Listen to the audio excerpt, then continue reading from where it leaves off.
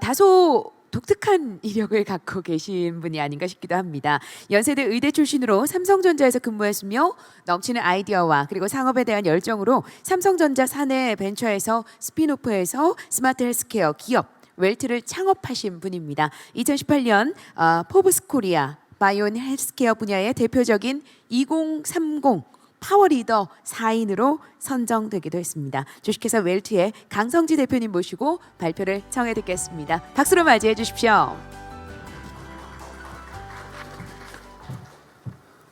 네, 안녕하십니까. 웰트 주식회사의 강성지입니다. 앞서 윤건호 위원장님 발표해 주신 것도 사실 너무 이렇게 인트로로서 청중분들께서 사실 이해하시는 수준이 다 다를 것 같은데 결과를 보여주시는 부분에 있어서 너무 좋았고요. 그리고 팀장님께서 이제 디지털 치료제나 이런 쪽으로 이제 설명해 주신 부분들도 제가 이제 설명하고 넘어가야 되는 부담이 좀 있었는데 너무 알아듣기 쉽도록 설명해 주셔서 감사했습니다. 우선은 디지털 치료 기기라고 제가 써놨는데 디지털 치료제라고 불러도 됩니다. 근데 우리나라 정부에서 이제 공식 명칭으로 정한 게 디지털 치료 기기이기 때문에 오늘 발표는 식약처 아직 강영 팀장이 안 오셨지만 디지털 치료 기기를 이제 공용으로 하겠습니다. 그래서 저희 회사는 이제 디지털 제약회사를 표방하고 그 방향에서 성장을 하고 있습니다. 저 자신도 이제 아까 소개를 잠깐 해주셨지만 의과대학 졸업하고 삼성전자나 그리고 보건복지부에서도 이제 공무원으로 근무한 경험이 있어서 이쪽 분야에 대한 좀 이해가 있지만 저희 팀원들도 보시면은 몇몇이 제약회사에서 일하신 정신과 선생님이나 삼성전자에 일하신 엔지니어가 그냥 한 자리에서 같이 일할 수 있는 그런 환경을 갖추고 있는 게 사실은 그 양쪽의 어떤 가능성을 같이 보고 저희가 이제 하는 사업에 뛰어들고 있는 단계입니다. 근데 이런 실질적인 어떤 경험을 했던 인재들이 한 자리에 모여서 자유롭게 어떤 미래를 그려나가는 이 과정이 사실은 그냥 이제 슬라이드로만 보여드릴 과정은 아닐 것 같습니다. 우리 홍일학 부시장님도 한 20년 가까이 대표이사를 하셨던 걸로 제가 알고 있고 이전에도 한 번 뵌 적이 있었는데 진짜 이게 사활을 걸고 왜 소비자들이 쓰지 않는가 이것들을 어떻게 시장에 그러면 현실화 시킬 것인가라는 것은 단순히 저희가 그냥 머릿속으로만 생각해서 될 일은 아닌 것 같습니다. 오늘 사실 며칠 전에 좀 슬픈 소식이 하나 있었는데 이 포브스가 있으니까 하는 말인데 구글 헬스케어 자체가 문을 닫았습니다. 네, 구글 디지털 헬스케어 오셨네요, 강영 팀장님. 구글 헬스케어가 사실은 무한 자원을 바탕으로 헬스케어에 혁신을 하겠다. 헬스케어에 관련된 모든 데이터를 긁어서 구글 지도를 만들듯이 사람의 지도를 만들겠다라는 정도의 어떤 기계를 가지고 시작했는데 허무하게 끝났습니다. 데이터만 모으면 될까요? 그것만 인공지능으로 그냥 분석하면 될까요? 그럼 도대체 구글은 왜 안 된 걸까요? 네, 이런 고민들을 분명히 해야 되는 것 같습니다. 사실 그 관점에서 저는 제약회사의 어떤 언어를 주목을 했어요. 우리가 IT적으로 어떤 데이터를 모으고 분석하는 것들이 분명히 익숙한 부분들은 있지만 실제로 환자에게 다가가고 우리 현장에 들어갈 땐 그 환자의 어떤 한 명 한 명의 니즈, 고객의 처한 상황을 이해하고 들어가야 되는 거기 때문에 저희 회사 자체에서도 이제 기획 단계, 개발 단계, 임상 시험의 단계, 그리고 그 임상 시험 이후에 제도적인 허가를 받고 상용화하는 단계까지 단순히 디지털 치료제라는 단어를 보는 게 아니라 그 제약을 만드는 그 DNA 자체를 가져오려고 노력을 했고 거기에서 가장 중요하게 생각하는 포인트는 사실 품질 관리입니다. QA, Quality Alignment랑 Regulatory Affair라고 하는 그 부분을 그냥 게임 만들듯이 하면 될 수도 있어요. 나머지 과정들은 그렇지만 좀 별도의 어떤 제약회사만의 그런 과정들을 대변하는 가장 핵심적인 프로세스가 뭘까라고 하면 품질 관리일 것 같습니다. 쉽게 말하면 이런 거예요. 제가 만들려고 하는 건 딱 이런 상황입니다. 그냥 우리는 지도를 의과대학에서 항상 책으로 배웠거든요. 환자가 이렇게 하면 낫는다, 이렇게 하면 안 낫더라. 그 안에 암 1기, 2기, 3기, 4기 클러스터링도 하고 인공지능이 하는 그 과정이랑 같은 건데 아까 말씀드린 것처럼 뭐 병원의 데이터뿐만이 아니라 금융 데이터, 다양한 데이터들이 저 위에 입혀지는 겁니다. 교통 정보, 과속 카메라, 뭐 GPS 데이터까지. 그 데이터들을 버무려서 알고리즘이 더 정확하게 계산하고 나니까 사람이 생각할 수 있는 것 이상으로 실시간에 어떤 정확한 경로를 우리가 계산할 수 있게 되고, 그것에 의존하는 지금 단계가 왔는데 의료도 충분히 이렇게 발전할 가능성이 있다. 이것을 누가 먼저 할 것이냐. 좀 우리나라가 먼저 했으면 좋겠어요. 이걸 잘못 만들면 딱 이렇게 됩니다. 예. 이 차가 뭐 잘못한 게 있나요? 예. 운전자가 갖다 박은 거 아니거든요. 운전자가 어떻게 저렇게 살벌하게 갖다 박습니까? 예. 그냥 테슬라의 자율주행 알고리즘 소프트웨어가 이제 그렇게 만든 거고, 오늘 포럼 주제가 디지털 헬스케어 소프트웨어 포럼이에요. 그래서 이 소프트웨어를 어떻게 관리하고 어떻게 운용해야 될 것인지에 대한 아이디어를 전 여기서 찾고 싶어요. 의료기기도 똑같아요. 사실 진단기기, 치료기기, 뭐 심전도 찍고 로봇 수술하고 눈앞에 보이는 것들은 그냥 그 생체 적합성이나 뭐 소재에 뭐 특별히 독성이 없는지 이런 정도를 봤다고 생각하면, 사실은 뭐 그 반면에 다른 것들도 있었죠. 뭐 그냥 건강을 관리한다고는 하지만 우리가 굳이 여기까지 의료기기라고 할 필요가 있나라고 해서 그냥 좀 냅뒀던 것들. 근데 어느 순간 소프트웨어를 깝니다. 근데 얘는 갑자기 앞에서 보여드린 심전도 기계의 그 기능을 똑같이 구사하는, 물론 아시는 분들은 이게 좀 스펙이 다르다는 건 아세요. 그렇지만 기본적으로 심전도를 측정한다는 과정에서는 방금 전에 시계였는데 이 소프트웨어를 까는 순간 얘를 그럼 어떡하지? 예, 이런 문제가 되는 거고, 저희도 사실 이 사진으로 좀 유명한 회사였어요. 예, 그냥 스마트 벨트 만들고 그 벨트로 사람들 건강 측정해서 어떻게 그럼 도와줄까? 뭐 이런 고민들을 하고 있었던 건데, 뭐 처음에는 그래서 뭐 대사증후군이나 뭐 그 관련된 어떤 허리둘레 걸음수 이런 것들을 측정해서 사람들한테 어떻게 더 나은 생활 습관을 알려줄까 가볍게 시작했던 거거든요. 근데 어느 순간 교수님 한 분이 오셔서 강 대표 우리 좀 딴 것도 한번 만들어 봅시다 라고 제안을 해주셨고, 저희가 그냥 벨트 안에서 기술적으로는 별것도 아니었습니다. 그냥 걷는 속도 한번 재봅시다 였거든요. 근데 어르신들 그 횡단보도 걸을 때 어느 순간 그냥 천천히 걸으셔서 야 저거 신호 꺼지면 어떡하나, 빨간불로 신호 바뀌면 어떡하나 걱정되는 막 그런 상황도 우리가 보잖아요. 근데 그런 어떤 걸은 속도 자체가 사실 되게 중요한 지표라고 딱 말씀을 해주시는 거예요. 저 의과대학 다닐 때 분명히 배웠을 텐데 까먹고 있었거든요. 근데 그 순간 다시 기억이 났고, 잠깐만, 그러면 저희가 기술팀이랑 얘기해서 그 기능을 그냥 몇 주 만에 구현해서 바로 업데이트를 해드리겠습니다 라고 업데이트해서 이제 임상 현장에 투입을 합니다. 그래서 그 데이터로 새로운 기능이 나와요. 네. 그냥 벨트에 저희가 알고리즘 한 줄을 추가했고, 그냥 앱으로 그 보여주는 어떤 그 형태만 달리했고, 그것을 바탕으로 조금 특정한 환자군에 그냥 지급했던 겁니다. 네, 그거를 지급하고 났더니 사실 일반 인구에서 걷는 속도 재서 뭐 합니까? 조금 너 잘 걷네, 느리게 걷네, 경보 선수를 할 거니 많이, 그것도 아닌데. 그렇지만 근감소증이라고 하는 그 어르신들의 낙상을 유발할 수 있는 가장 위험군으로서 지정되는 그 질환군에게 이제 이것을 지급했을 땐 자연스럽게 그냥 한 2달 동안 배터리 가니까 뭐 채워놓고 그 지역사회에 복귀하셔서 그냥 걷는 모습만 봐도 그 사람의 어떤 상황을 알 수 있었더라 이거죠. 네. 근데 뭐 실제로 병원에서 보는 거는 그냥 걸어보세요 해서 걷는 속도를 재는 건 되게 부자연스럽게 걸으셔서 뭐 이게 측정이 돼도 이게 된 건지 모르겠더래요. 근데 실제로 실생활에서 걷는 걸 따져보니까 아침엔 좀 정정하게 걸으시던 분이 저녁엔 좀 이렇게 힘이 빠져서 천천히 걸으시기도 하고, 그럼 그런 분들이 오후 외래로 오면 어떡할 거고 오전 외래로 오시면은 다를 거 아니에요. 예, 그런 것들이 사실은 이런 기술들로 좀 보완할 수 있는 가능성들이 있었는데, 그걸 하는 과정에서 저희가 한 거는 소프트웨어밖에 없더라. 그래서 하드웨어랑 소프트웨어 자체가 분리되는 그 과정이 저는 가장 중요한 어떤 시대의 변환이라고 보고요.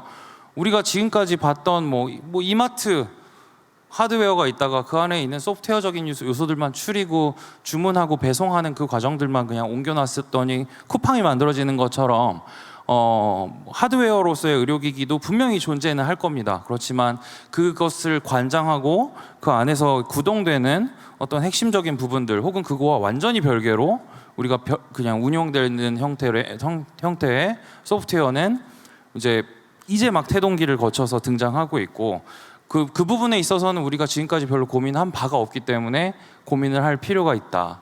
이제 그런 말씀을 드리고 싶습니다. 그래서 소프트웨어로서의 진단기기를 얘기하자면 아까 말씀드렸던 의료인공지능 같은 것들이 있을 거고요. 그 의사가 진단하는 거를 보조하든 자기가 하든 진단할 거 아니에요. 그리고 소프트웨어로서 치료하는 영역을 건들자고 하면 이제 제가 얘기하고 싶은 디지털 치료기기 쪽이 될 겁니다. 이것들이 그냥 다 버무려지면 원격 의료가 되겠죠. 그래서 자료 이거 끌어와서 죄송합니다, 팀장님. 식약처 자료인데 그 식약처에서는 그 부분을 이제 업계 저도 같이 참여할 수 있는 그런 기회가 있었고 그래서 그 자리에서 이제 이런 정의들을 해 나가기 시작을 했습니다. 그래서 그 소프트웨어가 그냥 둥둥 떠다닐 수는 없는 거니까 그 소프트웨어만을 위해서 이제 만들어진 하드웨어는 안 되고요. 우리가 그냥 일반적으로 쓰는 하드웨어에서 설치와 삭제가 가능한 그런 독립적인 소프트웨어여야 하는 거가 기본 조건이고 거기에서 이제 우리가 기존에 했던 거는 그냥 건강한 사람한테 건강 관리하려고 그냥 그냥 주는 이런 거였을 겁니다. 그렇지만 이제는 정확히 사람의 어떤 그 소비자의 형태가 규정이 되는 겁니다. 쉽게 말하면 시장에서는 그래서 질병을 치료하기 위한 환자, 어떤 질병을 치료할 것이냐까지 이제 특정을 해야겠죠. 그것이 이제 정해져야 되고, 그럼 그 환자에게 있어서 이것을 쓰는 것이 의학적으로 그 효과가 있는가라는 것까지도 이제 기본적인 어떤 근거도 있어야 되고, 그 근거를 기반으로 임상시험까지 해내야 하는 겁니다. 저희 같은 경우는 이제 불면증 쪽을 좀 보고 있어요. 이게 질병이 심각한 질병도 아니고 잘못 치료해도 문제가 생길 것 같다는 판단은 안 들어서 저도 이제 이거 처음 하는 입장에서 의사로서 조금 그 가볍게 한번 환자들에게 유익을 주지만 예를 들어 우울증 같은 건 치료 실패하면은 너무 안 좋은 일이 일어날 수 있잖아요. 그러니까 불면증 같은 것들부터 좀 해보고 싶었던 거고 그 안에 이제 보면은 여러 가지 어떤 치료를 하는 기전들은 이미 학계에서 이런 식으로 컨센서스가 잡혀 있고 논의되고 있는 과정이었습니다. 근데 그것을 저희가 이제 끌어다가 실제로 제품화를 시키는 과정을 밟은 거죠.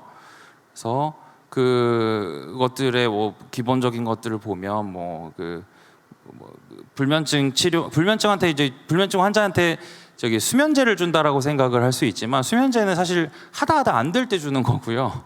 그 사람이 이제 불면증을 겪는 그 과정에서 그 잘못된 어떤 생활 습관이나 잘못된 어떤 인지 구조, 잠이 안 온다고 억지로 누워 있으면 더 안 와요. 그럴 때는 오히려 그냥 일어나서 그냥 다른 일을 하시면 돼요. 졸릴 때까지. 이런 것들. 혹은 자기 전에 힘을 빼야 된다고 막 운동을 해요. 그러면 자율신경 항진돼 가지고 잠이 더 안 와요. 사실 거꾸로. 근데 이제 그렇게 하시는 분들이 있거든요. 그런 것들이 이제 그 잡아나가는 그런 과정들이 들어가 있는 거고, 그것들을 이제 단순히 어떤 병원에서 의사가 상담하는 이런 부분들만 넣는 것이 아니라 실질적으로 우리가 쓸 수 있는 센서들을 쭉 끌어옵니다. 아까 말씀드렸던 것처럼 자기 전에 운동하는 거 모를까요? 알죠? 근데 그 데이터를 우리가 그냥 자기 전에 운동하네 이래서 흘려버렸으면 그냥 개똥도 약에 쓰려면 없다고 그것을 정확하게 어떻게 쓸지를 상정하고 그걸 끌어다 썼을 때 이건 약일 수도 있고 아닐 수도 있는 건데 그런 걷는 데이터가 의미가 없어 라고 하지만 불면증 환자가 정확히 그런 것들을 잘못 인지하고 잘못 수행하고 있는 것들을 알 수 있는 가치 있는 데이터가 되는 거고요. 저희 같은 경우에는 일조량도 끌어옵니다. 그래서 그날 기상청 데이터를 가지고 와서 그날 얼마나 그 햅살이 쨍하게 펴서 그 사람이 하루 종일 좀 더 어라우징 되어 있는지 그리고 그 상기되어 있는 어떤 쨍하게 깨어 있는 그 정신으로 이제 하루를 살다가 밤에 얼마나 딥하게 또 슬립에 들어갈 수 있는지 이런 것들도 보고 금융 데이터, 뱅크샐러드 아까 말씀하셨지만 거기서 오후에 스타벅스 결제 문자 날라오는지 이런 것들도 봅니다. 그래서 데이터 같은 것들을 충분히 끌어다가 이 사람을 치료하기 위한 그 목적에다가 다 들이붓는 겁니다. 그래서 앱 앱만 보면 사실 이렇게 생겼어요. 근데 이것을 그냥 일반 사람들이 다 쓸 필요도 없는 거고 그냥 쓴다 그러면 사실 왜 필요한지도 모르고 그냥 오히려 가치 없게 그냥 봅니다. 모든 사람이 항암제를 먹을 필요는 없는 것처럼 모든 사람이 수면제를 먹을 필요는 없는 것처럼 이 환자 입장에선 내가 뭐가 필요한지를 모르고 의사 입장에서는 환자한테 줄 것을 그 본인이 골라서 줘야 되기 때문에 식약처가 허가한 이런 허가받은 어떤 검증된 소프트웨어 안에서 이제 처방이 이루어지는 그 과정이 이제 환자의 문제가 그 정답과 만나는 그 과정일 겁니다. 근데 이것을 만들 때 그냥 뭐 앱이니까 뭐 그냥 대충 만들면 되겠네. 그냥 뭐 내가 아는 앱 외줄 개발사에 맞춰서 만들면 되겠네라고 하지만 그거 지금 불면증이니까 제가 분명히 괜찮다고 말씀드렸어요. 우울증, 치매, 뭐 자폐, 뭐 진짜 심각한 질병까지 간다고 하면 아까 테슬라처럼 그냥 알고리즘이 착각해서 그냥 그 트레일러에 들이받는 그 결과를 초래할 수도 있는 겁니다. 그래서 그런 것들을 저희가 충분히 개발 단계에서부터 만들어내기 위해서 이런 소프트웨어 관리 기준들을 뭐 IEC 62304나 우리 KTL에서 사실 저희한테 많은 노하우를 알려주시고 교육을 해주셨는데 그런 것들을 반영해서 저희가 이제 퀄리티 매니지먼트 시스템을 만드는 게 가장 중요했고요. 글로벌 스탠다드를 충족시키기 위해서 그 한 3가지 정도의 그 ISO 기준들을 다 버무린 소프트웨어 개발 관리 어떤 시스템적인 그런 인프라를 이제 세팅을 했습니다. 이게 사실은 나중에는 유효성 관점에서 식약처에서 변경 심사를 한다 그럴 때 뭐가 변경됐는데 버튼 하나 바꿨는데요. 그 버튼이 무슨 버튼인 줄 알고요. 네, 그렇게 그런 근거도 되는 거고요. 이거 쓰니까 효과가 점점 좋아지던데요. 그건 니네 생각이고 그러면 이제 그것에 대해서 사실은 가격이 또 적정한 가격이 책정되고 뭐 수가에 대한 부분들도 반영이 돼야죠. 뭐 심평원에서 그러면 뭘 믿고 그런 것들이 그 퀄리티 매니지하는 그 시스템 안에서 모든 것들로서 이제 그 추적 가능한 어떤 버전 관리를 하는 그런 개념으로서 존재할 수 있다는 판단입니다. 그래서 뭐 업체를 그냥 하나를 추천드리면 저희는 이 회사도 좀 좋게 봤는데 독일 회사예요. 이미 우리보다 좀 의료 선진국이라고 할 만한 그 나라에 이 소프트 컴플라이라는 회사가 딱 보시 제가 필요한 말을 그냥 다 써놨잖아요. Regulatory Compliance. 그 아틸라시안이라는 게 이제 소프트웨어 개발하는 툴인데 그 개발하는 툴에 리스크 매니지먼트랑 퀄리티 매니지먼트, 리스크 매니지먼트 이퀄 식약처고 퀄리티 매니지먼트 이퀄 아마 뭐 식약처도 포함이지만 심평원이 볼 수 있는 그 지불자가 볼 수 있는 그런 개념일 겁니다. 이것을 계속 담보하면서 가야 된다는 거고 뭐 미국도 사실 그런 관점에서는 같이 궤를 같이 하고 있어요. 근데 뭐 실질적인 부분에서는 우리나라보다 좀 더 디테일이 떨어지는 것 같다는 생각도 듭니다. 이제는. 그래서 FDA는 프리서티피케이션이라는 제도를 통해서 그 소프트웨어 의료기기 그 의료기기로서의 소프트웨어 영역을 어떻게 그 질을 관리하고 규정할 것인지에 대한 논의를 진행을 시킨 바가 벌써 한 4년째 됐고요. 뭐 처음에 저희 시작은 사실 미국의 어떤 아이디어를 가지고 와서 우리나라 식약처와 함께 같이 논의하는 그런 장들을 만들어냈지만 우리나라가 또 어떤 민족입니까? 그래서 속도가 그리고 저 뒤에 계신 식약처 우리 그 팀장님의 어떤 노고로 좀 빠르게 속도가 올라갔던 것 같고요. 걔네들 보면 뭐 패션 세이프티 뭐 이런 부분들은 절대 양보 안 해요. 환자 죽으면 안 된다는 거죠. 죽으면 끝장납니다, 걔네들은. 근데 거기에 이제 소프트웨어 영역이기 때문에 이 밑에 2개를 보시면 사이버 시큐리티랑 프로액티브 컬처 이런 부분들이 조금 주목할 부분인 것 같아요. 그러니까 데이터에 대한 보안, 뭐 소프트웨어 자체로서의 어떤 신뢰성 그리고 그것들을 운용하는 어떤 만드는 사람들에 대한 규제를 넣어버렸습니다. 그래서 보통은 제품을 보지만 제품을 만드는 사람까지 보는 형태로 규제의 어떤 포커스가 살짝 넓어진 게 이제 핵심이라면 핵심입니다. 실제로 이랬습니다. 그래서 노란색이 회사고요, 파란색이 제품이에요. 그래서 제품을 허가해서 빨리 나가면 그냥 우선 시장에든 나가요. 근데 나간 순간부터가 시작입니다. 나가면 이제 허가 받았다 끝 이게 아니라 야 이제 니네 잘 하는지 볼게 우리가 라고 딱 째려보면서 그 회사가 실제로 제품을 잘 운용하는지를 이 리얼 월드 퍼포먼스를 바탕으로 보는 게 핵심입니다. 그래서 회사의 평가로 다시 되먹임을 하고 그 회사가 이제 뭐 업그레이드를 한다든지 제품을 혹은 그 다음 제품을 내놓는다든지 할 때 이제 그런 것들을 좀 더 호혜적인 조건들을 주어서 그 회사로서 하여금 혁신의 어떤 속도를 더 붙일 수 있도록, 그러니까 신뢰와 혁신이 같이 가는 겁니다. 그런 제도에 설계를 했는데, 이 디테일 관점에서 저의 핵심은 퀄리티 매니지먼트일 거다라는 생각이에요. 그 퀄리티 매니지먼트라는 거는 사실 안 좋은 일이 일어나지 않는 거는 아닙니다.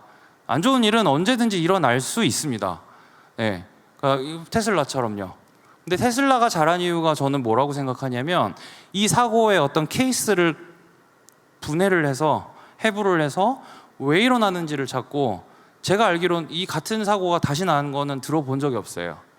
이때는 알고리즘이 실수를 했습니다. 분명히 저 트레일러가 하늘에 떠 있는 구름이라고 생각했대요. 알고리즘이 야 구름이다 신난다 이러고 쫙 가다가 그냥 밑으로 박아 들어간 건데, 그래서 그냥 운전자는 비명 행사를 한 건데, 사실은 그 원인을 우리는 왜 그런지 모르겠다라고 하고 두 번째 사람이 또 트레일러에 갖다 박는다. 그건 아니죠. 네, 그 부분에 있어서 그 퀄리티 매니지먼트 시스템이 분명히 자체적으로 있었고, 그런 것들에 대한 어떤 추적 가능함, 어떤 그 시스템적인 기반이 있었기 때문에, 이 차가 전면에 있는 카메라에서 이 트레일러가 하얀색이었는데 그 하얀색 트레일러를 그 구름으로 오인시켜서 아무런 장애물이 없다고 생각하고 그냥 갔구나. 그렇기 때문에 우리가 트럭에 대한 데이터를 추가적으로 더 학습을 시켜서 트레일러의 색깔이 어떻게 되던 간에 트레일러로 정확하게 인지하고 브레이크를 밟을 수 있도록 해야겠다. 너무 당연하죠. 근데 그런 것들이 테슬라 정도니까 하는 겁니다. 다른 회사들은 아마 뭐 하는 회사도 있었을 테지만 못하는 회사들은 그럼 어떻게 할 것인지 저희가 좀 고민해야 되는 거고, 그런 부분들을 사실 이런 그 디지털 헬스케어 소프트웨어를 관리한다는 차원에서 어떤 지원과 협조가 분명히 필요한 부분일 거라고 생각합니다. 그런 것들이 이제 될 때 데이터를 소화할 수 있는 준비가 된다고 봐요. 기본적인 어떤 소화 능력도 없는데 데이터만 갖다 주면 사고치기 딱 좋거든요. 근데 금융뿐만이 아닙니다. 저는 뭐 어디로 가는, 우리 이번에 코로나가 딱 단적인 사례인데, 코로나 밀접 접촉자한테 앱 딱 깔아줬잖아요. 그러면 어떻게 했죠? GPS 켜서 그 사람 동선 봤고요. 그 사람한테 동의를 얻었어요. 코로나 역학조사에만 쓰겠다라는 목적으로. 그걸로 통신사 접속 내역, 기지국 접속 내역, 그리고 카드 결제 내역을 가져옵니다. 그건 통신사에 있고 카드사에 있었죠, 워낙에는. 근데 그 데이터가 원래는 그 사람의 데이터였으니까, 윤건호 위원장님 말씀하신 데이터 주권의 관점에서 내가 그냥 그것을 조회하고 끌어오는 것에 대한 거는 아무런 이슈가 없고, 단지 그게 뭐 누구를 사찰하고 너의 동선을 추적해서 너가 나쁜 짓 하는지 볼 게가 아니라, 우리가 목적을 특정했잖아요. 뭐 치료를 하겠다, 그 다른 사람들한테 피해를 주지 않는 선에서 어떤 역학조사라는 그 목적을 달성하기 위한 그곳에만 쓰기 때문에 사람들은 찝찝하면서도 다 동의를 했을 겁니다. 분명히 우리가 그 다룰 어떤 그 불면증을 포함한 다른 질환들도 그런 방식의 확장이 있을 거라고 생각하고, 구글처럼 그냥 다 모아놓으면 사실 기분만 나쁩니다. 네, 그 목적을 정의하고 사용자의 어떤 니즈를 정확하게 특정하는 방식이 가장 중요하다고 생각하고, 구글도 하지 못한, 구글이 디지털 헬스케어에서 하지 못한 그것을 뛰어넘는 그 어떤 키 포인트라고 생각하는데, 그것을 가장 구현할 수 있는 상징적인 단어는 디지털 치료기기일 것이다라는 게 오늘 그냥 제가 드리고 싶은 말씀이고요. 이런 개념들을 가지고 이제 우리나라의 새로운 어떤 산업을 한번 일으켜보고 싶다. 어차피 다른 나라에서도 같이 일어나고 있는 일인데, 디지털이 들어가는데 우리나라가 2등이야? 별로 마음에 안 들거든요. 제약회사라는 거는 글로벌 제약회사인데 그게 뭐 내수의 가치일 것도 아니고, 한번 나가보자 라는 취지로 저희가 진짜 그 투혼을 발휘하고 있고요. 저희뿐만 하는 것이 아니라 사실 저희 회사의 어떤 뜻을 같이 해준 그 주주들, 저희의 뭐 그냥 뒤에 그 같이 봐주시는 어떤 사업의 선배님들의 힘들도 같이 이제 버무려져 있는 것 같습니다. 각각의 회사들도 어차피 그 다음 그 먹거리를 찾아서 혁신을 해야 되는 미션이 있는 거고, 뭐 삼성전자의 디바이스를 활용해서 스마일 게이트의 게임을 개발하듯이 개발하고, 근데 그것이 한동약품의 임상시험의 프로세스처럼 그 검증을 해서 하나손해보험의 그 경제성 평가의 알고리즘에 맞춰서 적정 가격을 바탕으로 시장에 제한되는 그런 과정들을 좀 상상하고 저희 회사는 이제 운영이 되고 있습니다. 마지막 이제 슬라이드인데 50초 남았네요. 그래서 삼성전자에서 뭐 아시겠지만 뭐 이번에도 막 갤럭시 워치 4 나오고 했잖아요. 뭐 혈압 측정 다 제가 삼성전자 있을 때 했던 건데 비로소 이제 하나씩 나오는 것 같아요. 임상 시험을 거치고 이제 허가를 받는 물리적인 시간이 필요하니까. 근데 뭐 혈압을 측정하고 심전도 측정하고 다 좋습니다. 이거 어떻게 쓸 거야?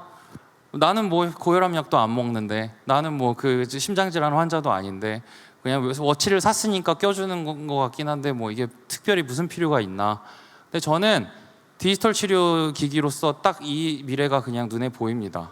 이 워치에 그 신호를 이제 의사가 처방해서 깔리는 그 심장 질환의 어떤 리스크가 높은 환자에게 깔리는 그 앱이 있을 거고, 그 앱이 그 사람의 어떤 기본적인 그 복약 내역이나 그 히스토리를 보고 그 센서를 켜서 그 사람의 심장 그 질환에 대한 것들을 수시로 측정을 하고 체크를 해주다가 일반 인구한테 이 말을 띄우면 너무 무섭죠, 사실. 근데 그 리스크가 있는 사람에게 상시적으로 관리를 하다가 이 얘기를 딱 띄운다라고 했을 때 사실 고마울 겁니다. 무섭기도 하지만 내가 그냥 길바닥에서 갑자기 쓰러지는 것보다 30분 전에 인공지능이 예측한 그 나에게 일어날 안 좋은 이벤트들을 먼저 접하고 병원에 가면 의사도 고맙죠. 근데 이 말이 안전하지 않고 유효하지 않고 심지어 그 시장에서 돌아갈 만큼의 어떤 경제적인 효과를 입증하지 못했다라고 하면 과연 현실이 될까요? 의사들도 야, 이 환자 또 이거 엉망인 시계 차고 왔다 돌려보내 뭐 이럴 수도 있을 거고요. 사실 그런 것들이 비일비재하지 않으려면 오늘 말한 이런 것들이 잘 이제 그 저희가 논의 장을 통해서 정리가 돼야 될 것이다 생각하면서 오늘 발표는 마치겠습니다. 감사합니다.